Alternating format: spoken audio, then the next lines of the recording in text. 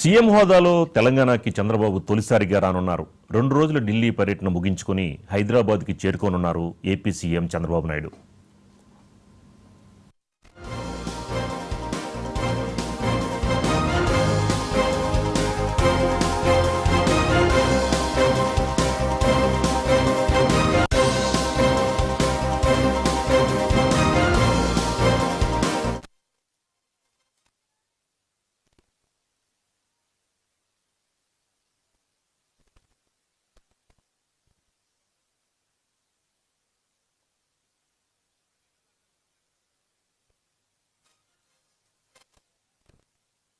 CM హోదాలో తెలంగాణకి తొలిసారిగా చంద్రబాబు నాయుడు రానున్నారు.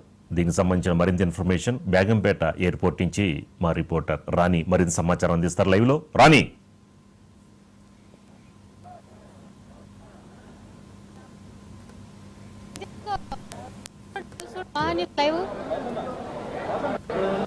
యా రాణి చెప్పండి.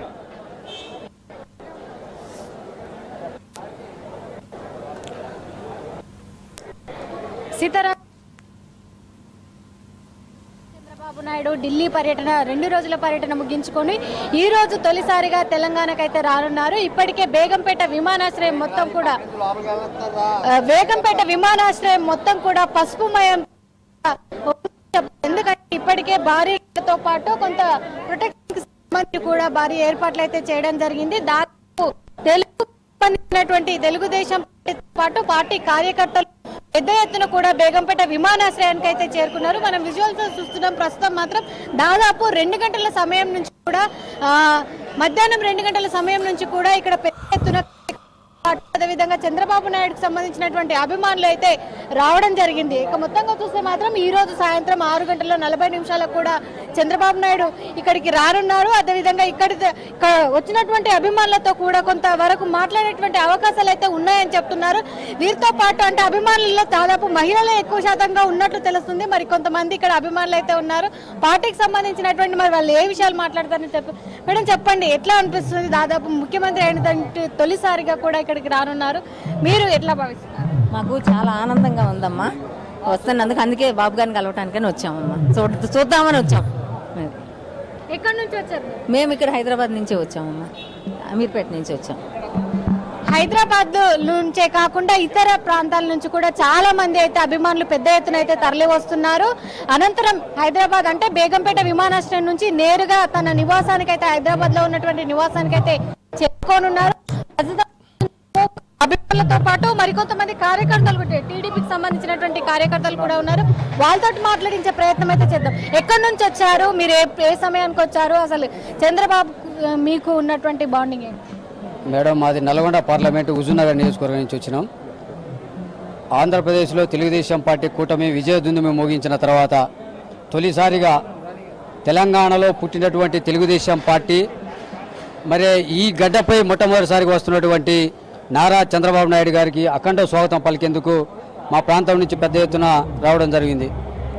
మరి తెలుగుదేశం పార్టీ ఆనాడు విశ్వవిఖ్యాత నట సార్వభౌముడు, పేదల పెన్నిది, బడుగు బలహీన వర్గాల ఆశాజ్యోతి ఎన్టీ రామారావు గారు తెలుగుదేశం పార్టీని ఈ ప్రాంతంలో స్థాపించిన తర్వాత ఈ ప్రాంతంలో పేద ప్రజలకు కూడు గూడు గుడ్డ అందించి పేదల దేవుడుగా ఎన్టీ రామారావు గారు కీర్తించబడిరు.